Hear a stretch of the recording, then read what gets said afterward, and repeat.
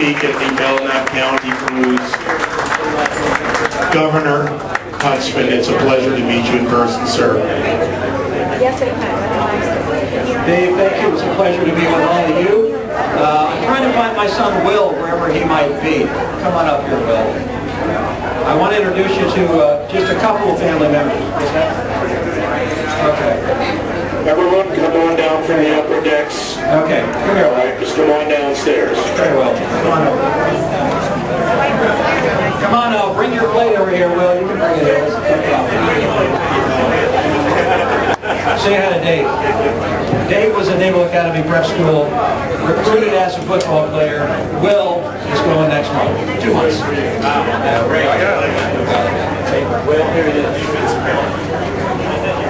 So to all of our friends here, I'm sorry. To all of our friends here, let me just say that it's an honor and privilege to be here. This is our second visit as we have been kicking tires and having conversations here in New Hampshire. Second visit. We brought a daughter last time. This time we're bringing our son Will. We have 7 kids, so you get a sense as to how many visits we're likely to make. They say you got to shake hands at least 5 times with every citizen in this place before you lock in the deal. Is that right? So we've got enough kids to make that happen, so long as you've got the patience. So I'm reminded a little bit of what Winston Churchill did with George Bernard Shaw, the great playwright, talking about a second show. George Bernard Shaw was in England in the 1950s, there to open his play Pygmalion, which later became My Fair Lady. And he wrote a letter to the former Prime Minister, Winston Churchill, and he said, "Dear Prime Minister, enclosed, please find 2 tickets for the opening night of my play. One for you, and one for a friend, if you have one." Winston Churchill didn't take very kindly to this, and he put pen to paper, and he wrote back to George Bernard Shaw and said, "Dear Mr. Shaw, due to the press of business, I will not be able to attend the first show, but would be delighted to attend the second, if there is one." That's a cheap joke, I understand. But it's a fun way of saying that we are honored and delighted to be here for the second time. And we're going to be here for the 3rd time. I saw the Bike Week sweatshirt right here. We're going to be here for the 3rd time for Laconia Bike Week next weekend, riding a bike around this entire lake. And I can't wait for that. It's going to be great. Let me get right to the bottom line. Why is it that we are interested in running for President of the United States? Because I think it's fundamentally unacceptable that we're about to pass our country down to the next generation in worse condition than we received it. You hear what I'm saying? I mean, can you kind of process the reality of what's going on here? And I happen to think that there's something we can do about it. That is unacceptable. It is not what the next generation is hoping to get.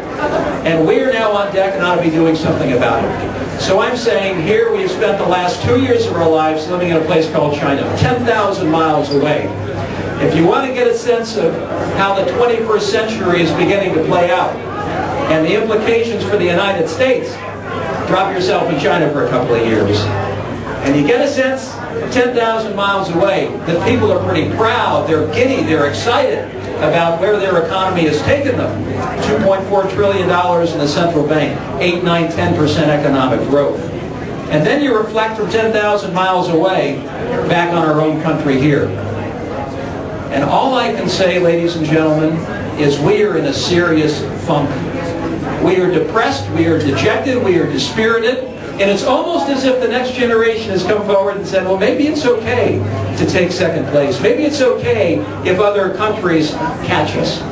And I say, we own the last century. We're going to own the 21st century, but we've got to do a little bit to make that happen. So my message is a very, very simple one. First, we've got to make sure that we deal realistically with the debt and the spending. If you want a bottom line around what the key concern ought to be for every American, it is $14 trillion. People look at that number and they're just aghast. In fact, if you want to look at all of our debt, public and private, you're talking about $52 trillion. That's every family, that's every business, big and small, that's cities, that's towns, that's states, and yes, it's our country.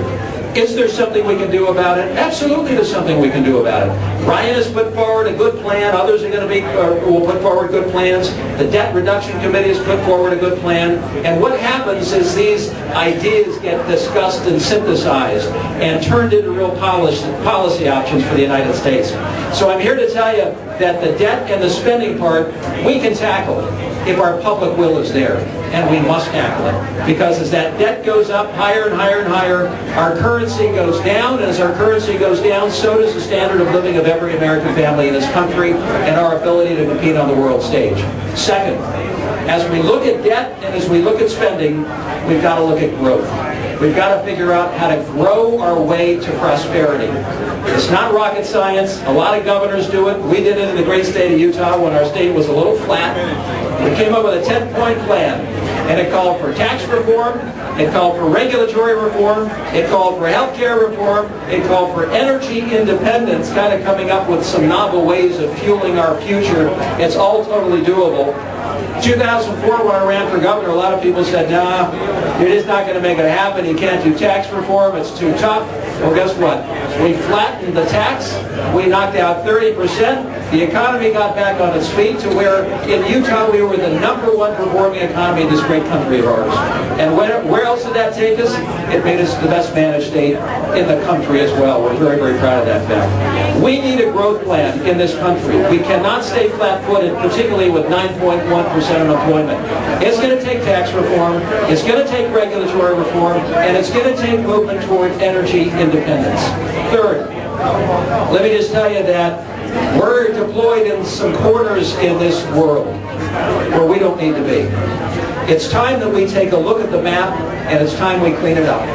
It's time that we start looking at our deployments and our presence in foreign countries and say, is this absolutely in our national security interest? And two, is it affordable?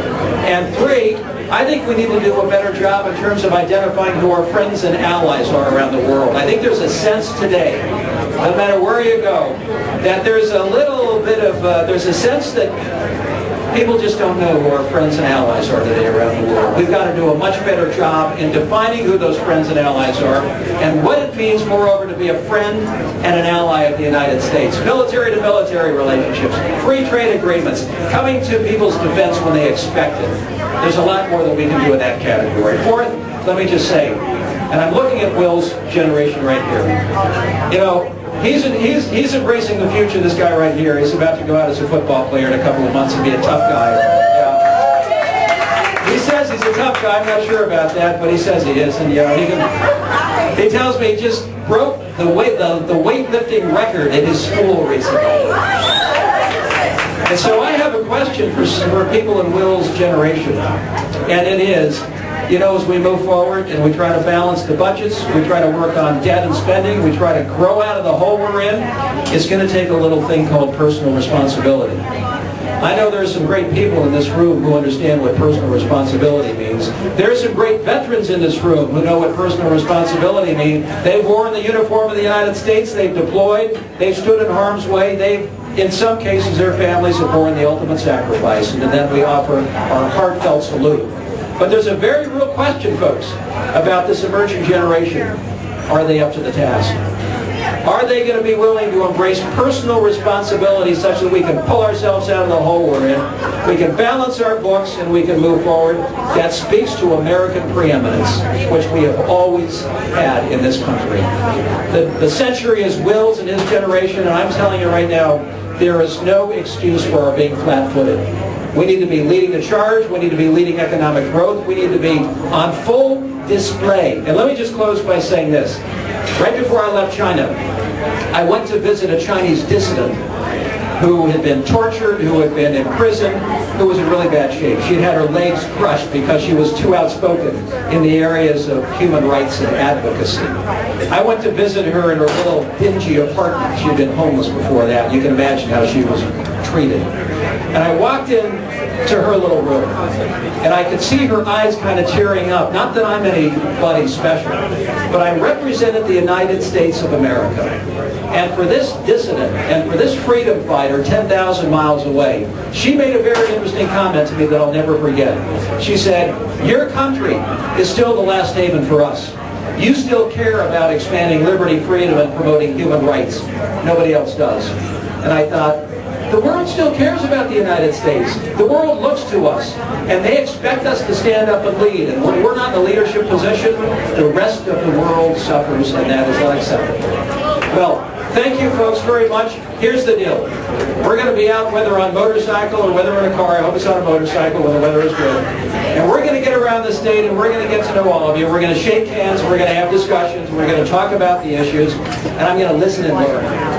Because I've come to find that the most underutilized part of the human anatomy is the ear. And people running for office and sometimes politicians don't use it. And I'm going to get around and I'm going to learn and I'm going to pick up some of the ideas that you all have, because New Hampshire matters. You're on the map, you're the first primary, and you care deeply and passionately about the issues. Thank you all so very much for having me. It's an honor and privilege.